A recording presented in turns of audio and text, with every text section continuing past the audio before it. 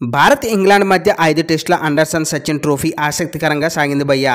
3 టెస్టులు ముగిసేసరికి ఇంగ్లాండ్ 2-1తో ఆధిక్యంలో నిలిచింది. లార్డ్స్ వేదికగా అత్యంత ఆసక్తిగా సాగిన 3వ టెస్టులో టీమిండియా 22 పరుగుల తేడాతో ఓటమి పాలైంది. సో ఆఖరి రోజు చివరి సెక్షన్ వరకు సాగిన ఈ మ్యాచ్ అభిమానులకు కావలసిన అసలు సిసులు మజాను అందించిందనే చెప్పాలి.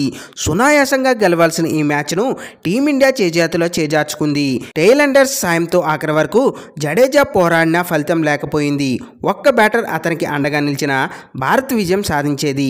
ఇక మాంచెస్టర్ వేదికగా జూలై 23 నుంచి 4వ టెస్ట్ ప్రారంభం కానుంది. ఈ మ్యాచ్లో టీమిండియా విజయం సాధించాలంటే ఈ 4 విషయాల్లో మెరుగవ్వాలి.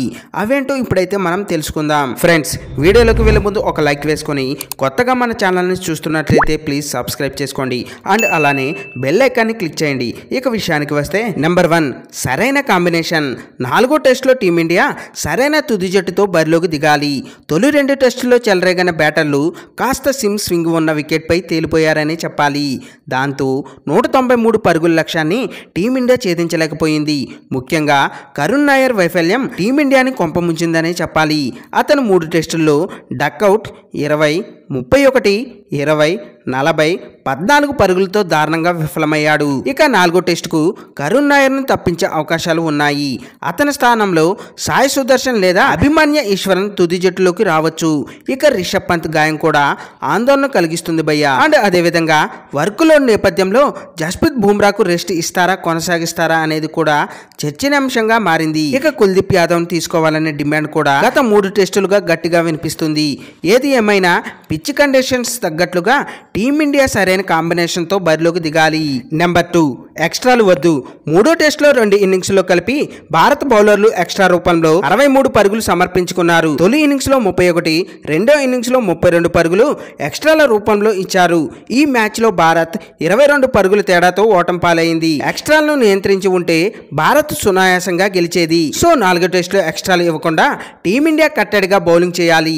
ముఖ్యంగా వికెట్ కీపర్ అలర్ట్ గా ఉండాలి. 3వ టెస్టులో పంత్ గాయపడడంతో ధ్రువ్ జురెల్ కీపింగ్ చేశాడు. వికెట్ల వెనకాల అతను తడబడడంతో బైస్ రూపంలో పరుగులు వచ్చాయి.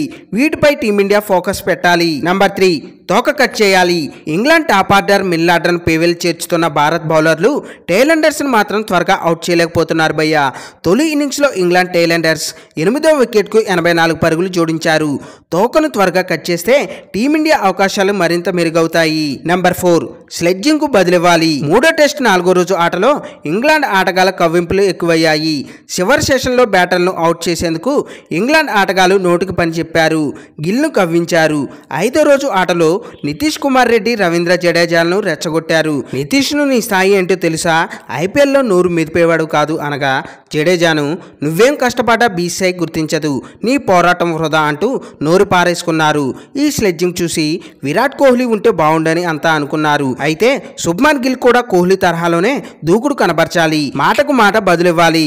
ఫ్రెండ్స్, దీనిపై మీ అభిప్రాయాలు కింద కామెంట్స్ రూపంలో తెలియజేయండి. ఇలాంటి మోర్ క్రికెట్ ఇన్ఫర్మేషన్ వీడియోస్ కోసం మన ఛానల్ని సబ్స్క్రైబ్ చేసుకోండి.